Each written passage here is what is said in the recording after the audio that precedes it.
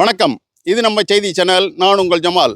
சென்னை அடுத்த செங்குன்றத்திலிருந்து 10 கிலோமீட்டர் தொலைவில் உள்ளது கீரை கிராமம். பழைய பம்பதுகுளம், கிருஷ்ணம்பேட்டை, எல்லம்மன்பேட்டை, மேட்டுப்பாளையம், சரத்கண்டிகை உள்ளிட்ட 10க்கும் மேற்பட்ட கிராமங்களில் 200 ஏக்கர் பரப்பளவில் அரைக்கீரை, சிறுகீரை, முளைக்கீரை, முருங்கைக்கீரை, பருப்புக்கீரை என பல்வேறு வகையான கீரை வகைகள் பயிரிடப்பட்டு சென்னை கொளத்தூர், அண்ணாநகர், வில்லிவாக்கம், தீநகர், கோயம்பேடு உள்ளிட்ட பல்வேறு சந்தை பகுதிகளில் விற்பனைக்கு கொண்டு செல்லப்படுகிறது. கோடை காலத்திற்கேற்ற உடலுக்கு ஏதுவான உணவாக இந்த கீரை வகைகள் பயன்படுகின்றன. இந்த கீரை விவசாயம் பற்றி இங்குள்ள விவசாயிகளை கேட்கலாம் வாங்க.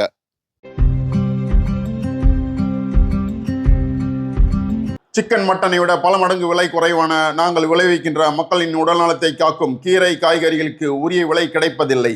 எங்கள் உழைப்புக்கேற்ற வருவாயும் எங்களுக்கு கிடைப்பதில்லை என குமுறும் கீரை காய்கறி வியாபாரிகளை புதிதாக அமையப்போகும் தமிழக அரசு கவனிக்க வேண்டும் என கோரிக்கை எழுந்துள்ளது. சென்னை அருகே திருவள்ளூர் மாவட்டம் மாதவரம் தொகுதிக்குட்பட்ட செங்குன்றம் புழலேரியை ஒட்டிய மேற்கண்ட 10க்கும் மேற்பட்ட கிராமங்களின் 200 ஏக்கர் பரப்பளவில் முக்கிய தொழிலாக ஆண்டு முழுவதும் கீரை விவசாயம் நடந்து வருகிறது.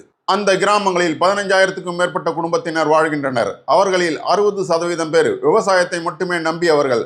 ஆனால் அவர்களுக்கான அடிப்படை உதவிகளான குறைந்த விலையில் உரம் கிடைக்காதது, மின்கட்டண உயர்வு போன்ற பிரச்சனைகளால் அவர்கள் பாதிக்கப்பட்டுள்ளனர். மேலும் கடுமையான கோடை காலங்களில் வேகமாக வறண்டு போகும் புழல் ஏரியால் தேவையான நீர்மட்டம் கிடைக்காமல், விவசாயத்திற்கான தண்ணீரும் கிடைக்காமல் பல ஏக்கர் நிலங்கள் விவசாய பயன்பாடு இல்லாமலே கிடைக்கிறது. அதனால் விவசாய நிலத்தை குத்தகைக்கு விடுவது, இல்லை என்றால் விற்று விடுவது போன்ற நிலை தொடர்கிறது. அதனால் அங்குள்ள பொன் விளை பூமியாக இருந்த விவசாய நிலங்கள் தற்போது வீடு மனைகளாகவும், குடோன்களாகவும், மீன் பண்ணைகளாகவும் மாறி வருகின்றன. தோட்டப் பயிர்களான கீரை காய்கறி விவசாயத்தை அரசு கண்டுகொள்வதில்லை. அதனால் வேளாண்மை துறை மூலம் இந்த விவசாயிகளுக்கு எந்த அரசு உதவியும் கிடைப்பதில்லை என்ற குறை தொடர்ந்து கொண்டே இருக்கிறது. மேலும் அவர்களது நிலையை பார்த்தால் மிகவும் பரிதாபமாகத்தான் இருக்கிறது. இந்த விவசாயத்தை தவிர வேறு தொழில் தெரியாது என்ற நிலையில் உள்ளவர்கள் லாபம் என்பது கிடைக்காவிட்டாலும் மண்ணை காக்கும் கடமையில் கீரை காய்கறி விவசாயத்திற்காக நிலத்தை தயார் செய்து அதில் விவசாயத்தை செய்து வருகின்றனர். மக்களின் உடல்நலம் காக்கும் ஒவ்வொரு கீரை வகைக்கும் அவர்கள் 40 முதல் 60 நாட்கள் வரை தொடர்ந்து உழைக்கின்றனர். அந்த வகையில் அரைக்கீரை, சிறுகீரை, புளிச்சங்கீரை, தண்டுக்கீரை, பொன்னாமணிக்கீரை, பருப்புக்கீரை, பாலைக்கீரை, சிகப்புக்கீரை, முருங்கைக்கீரை என அனைத்து வகையான கீரை வகைகளையும், வெண்டைக்காய், பாகற்காய், கத்தரிக்காய், காராமணி, பச்சைப்பயிர் உள்ளிட்ட காய்கறி வகைகளையும் பயிரிட்டு உரமிட்டு பூச்சி, ஆடு மாடுகளின் தாக்குதல்களில் இருந்து இரவு பகலாக பாதுகாக்கின்றனர். அதையும் மீறி கடுமையான வெயில், மழையாலும் அவற்றின் விளைச்சல் பாதிக்கப்படுவதுண்டு. அவற்றையெல்லாம் கடந்து பாதுகாத்து உரிய நேரத்தில் அறுவடை செய்து சென்னையின் அனைத்து பகுதி சந்தைகளுக்கும் விற்பனைக்கு கொண்டு செல்கின்றனர். ஆனால் அவர்களின் உழைப்புக்கேற்ற வருவாய் கிடைப்பதில்லை என்பதுதான் மிகவும் பரிதாபமான விஷயம். இந்த கோடை காலத்தில் கூட சிக்கன் மட்டன் விலை 400 ரூபாய், 800 ரூபாய் என அதிகரித்தாலும் ரோட்டோர கடைகளில் கிடைக்கும் உடல் நலத்தை காக்கும் ஒரு கட்டு கீரையின் விலை 15 ரூபாய் அல்லது 20 ரூபாய்க்குத்தான் விற்கப்படுகிறது. மொத்த விற்பனை கடைகள், சூப்பர் மார்க்கெட்டுகளில் ஒரு கட்டு கீரை 25 ரூபாய் முதல் 30 ரூபாய் வரை விற்கப்படுகிறது.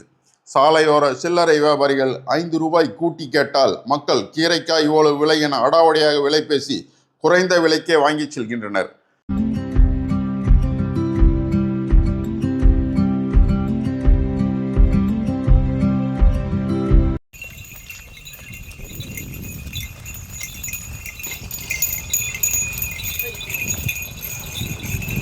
எத்தனை வருஷமா இந்த விவசாயம், கீரை விவசாயம் பண்றீங்க? 35 வருஷம் பண்றாங்க. நல்ல லாபம் கிடைக்குதா? லாபம் எங்க கிடைக்குது? வந்து விலை குத்து வாங்க மாட்டாங்கல்ல. சுத்து வட்டாரத்துல எத்தனை ஏக்கருக்கு இந்த மாதிரி கீரை விவசாயம் நடக்குது? இந்த சுத்தோட ஒரு 200 ஏக்கர் இருக்கு. என்னென்ன கீரை வகை பண்றீங்க? அரைக்கீரை, சிறுகீரை, முளைக்கீரை, முருங்கைக்கீரை, புளிச்சக்கீரை. தண்ணி வசதி எல்லாம் எப்படி இருக்கு? தண்ணி தான் இல்லையே. கோளேரி பக்கத்திலே இருக்கு, தண்ணியே இல்லைன்னா எப்படி? அது கீழே இருக்கு, நாங்க மேல இருக்கோம். நீர் ஈல்டு கம்மி, அது அந்த ஈல்டுக்கு வராது. அதனால விவசாயம் குறைஞ்சு போயிருக்கு. ஆமா, குறைஞ்சு. இப்போ எந்தெந்த ஏரியால உங்க கீரை அறுவடை பண்ணி எடுத்துட்டு போய் விற்பனைக்கு தரீங்க? இது சேல்ஸா? கோயம்பேடு, வில்லிவாக்கம், அண்ணாநகர், சில சந்தைகளில் போட்டுருக்கோம். இப்போ அரசாங்க தரப்புல உங்க விவசாயத்துக்கு என்ன தராங்க? அதெல்லாம் எதுவுமே கிடையாது சார். அதெல்லாம் சுத்தமா கிடையாது. எங்களுக்கு வந்து மானியம், எந்த விதமான உதவியும் கிடைக்கல. எதுவும் இல்ல. ஆமா. இப்போ நீங்களா உங்க உழைப்பு போட்டு எடுக்கிறோம். ஆமா. இப்போ கீரை நீங்க வந்து எத்தனை ரூபாய்க்கு விற்கிறீங்க ஒரு கட்டு? ஒரு கட்டு 5 ரூபா கொடுக்குறோம். அவங்க எடுத்து 25 ரூபா. ஆமா. ஆனா உங்களுக்கு அதுக்குண்டான விலை கிடைக்கலன்னு வருத்தப்படுறீங்களா? உரம் போடுறோம். செலவு பண்றது வந்து நம்மளுக்கு கட்டுப்படி ஆகல. உரம்லாம் குறைஞ்ச விலையில கிடைக்குதா? அதெல்லாம் கிடையாது. எல்லாம் அது அது அது தேர்தல்ல எவ்வளவு வாக்குறுதி கொடுத்துருக்காங்க, உங்களுக்கு அது எதுவுமே எங்க இல்ல? சார் தராங்க? அதெல்லாம் இல்ல சார், கொடுக்கல சார். சிக்கன், மட்டன், சிகரெட் மற்றும் மதுபானங்களை பளபளப்பான பல்வேறு விளம்பரங்களை நம்பி கேட்கும் பணத்தை கொடுக்கும் மக்கள் உடல் நலத்தை காக்கும் கீரை காய்கறிகளை உற்பத்தி செய்யும் விவசாயிகளை மதித்து 5 ரூபாய் இல்லை 10 ரூபாய் கூடுதலாக கொடுத்து அவற்றை வாங்கினால் விவசாயமும் விவசாயிகளின் நம்பிக்கையும் அதிகரிக்கும். இது போன்ற தோட்டக்கலை பயிர்களை விளைவித்து நாட்டுக்கு உதவும் விவசாயிகளின் கோரிக்கைகளை மே 4ஆம் தேதிக்கு பிறகு தமிழகத்தில் அமையப் போகும் புதிய அரசு கவனிக்க வேண்டும் என திருவள்ளூர் மாவட்ட விவசாயிகள் எதிர்பார்க்கின்றனர். நன்றி, வணக்கம்.